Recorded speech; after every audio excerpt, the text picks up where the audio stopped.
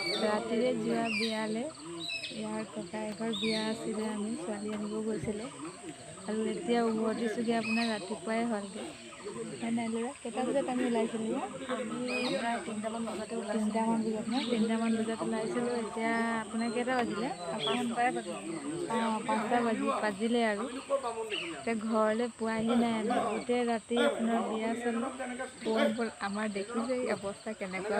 টোপনি আহিছে নাই? টোপনি তেতিয়ালৈকে অহা নাই, কিন্তু এতিয়া অকণমান টায়াৰ্ড ফিল হৈছে নাই? গাটো ভাল লগা নাই, গ'লে টোপনি আহিবই আৰু গ'লে টোপনি লাগিব। আমাৰ মেকআপ যোৱা নাই ন? বিয়া চালোঁ, ভাল লাগিলে। এই মোৰ লগৰ ইমুৰা, ইয়াৰ ককায়েকৰ বিয়া আছিলে।